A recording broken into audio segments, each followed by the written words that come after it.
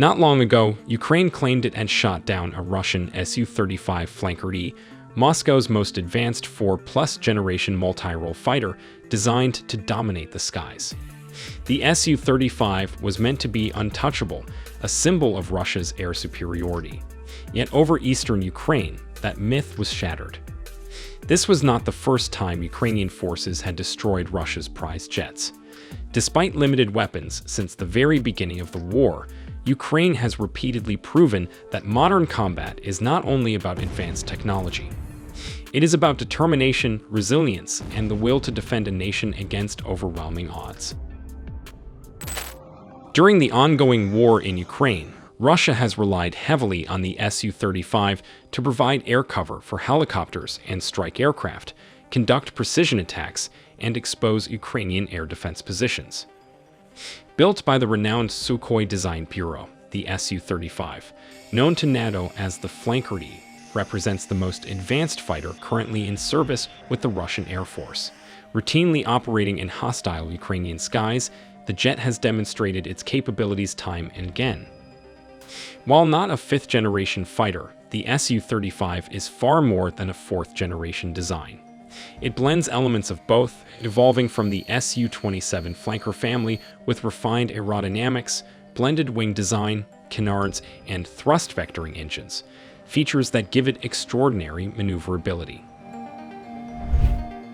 This super maneuverability, powered by AL-41F1S engines with 3-dimensional thrust vectoring, allows the Su-35 to outperform most Western fighters, including the F-16 and F-15, in close combat. Inside the cockpit, the Su-35 is equipped with multifunction displays and a helmet-mounted sight system, giving pilots intuitive access to vital flight and combat data. These avionics reduce workload and sharpen decision-making under extreme pressure.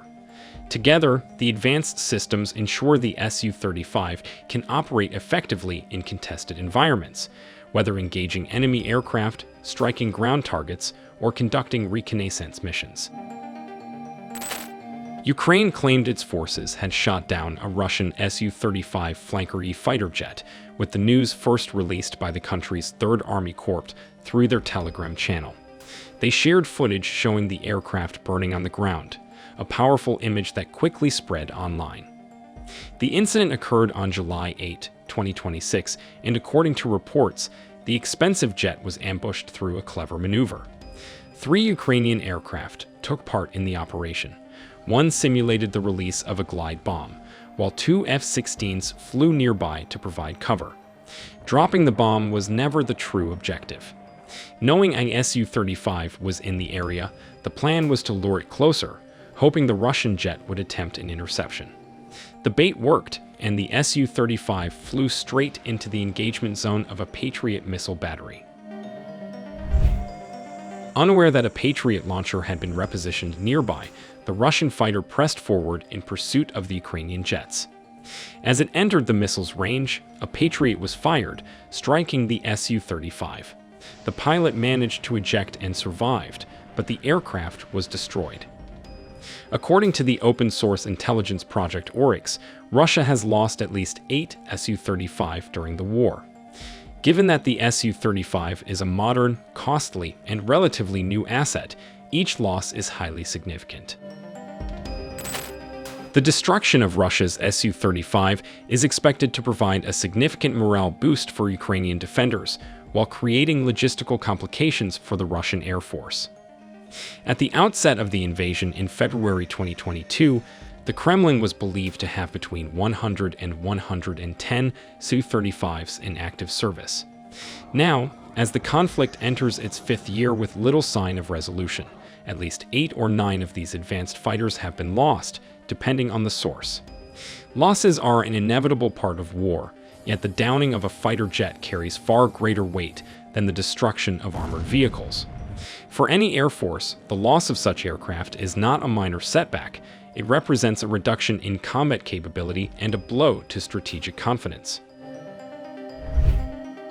Russia has long faced difficulties in producing new equipment, and much of its battlefield losses in Ukraine have been replaced with aging Soviet-era stockpiles.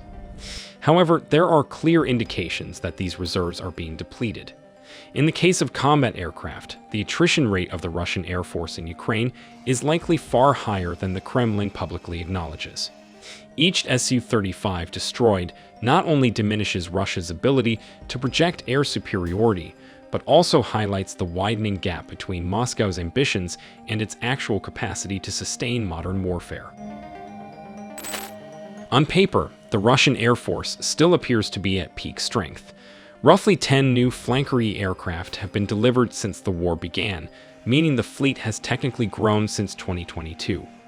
Yet raw numbers obscure a critical secondary factor: mission readiness, the proportion of aircraft that can actually take off and perform their tasks at any given time. Modern fighters are notoriously demanding, requiring extensive maintenance, and this burden only intensifies over time. As a benchmark, the U.S. Air Force's Cold War workhorse, the S-16, maintains a mission readiness rate of about 60 to 65%. More advanced aircraft, such as the F-35 and Russia's Su-35, are believed to operate at even lower levels. Russia does not publish its mission readiness figures, and unlike in the United States, there is no independent oversight pushing military bureaucrats to improve them. Estimates suggest that at the start of the war, Russia's overall readiness rate hovered around 50%. More than 4 years later, there is reason to suspect the figure has fallen further. As noted by Euromaidan Press, Ukraine has struck not only Russian aircraft, but also the supply chains that sustain them, creating logistical challenges Moscow does not face in peacetime. The destruction of Russia's Su-35 quickly drew international attention. Western media framed the incident as both a tactical success for Ukraine and a symbolic setback for Moscow, emphasizing that even Russia's most advanced fighters are vulnerable to coordinated defenses. For Ukraine, the strike was portrayed as proof of resilience and ingenuity, reinforcing the perception of a smaller nation capable of challenging a superior adversary. In Russia, official channels downplayed the loss, but independent observers noted the growing strain on its air force. Western governments cited the event as further justification for continued military aid, while neutral states viewed it as a reminder of the escalating costs of the war. The broader reaction highlights how a single battlefield event can influence morale, strategy, and global discourse far beyond its immediate tactical value. The downing of Russia's Su-35 is more than a tactical episode. It reflects the broader dynamics of a war defined by resilience, attrition, and shifting balances of power.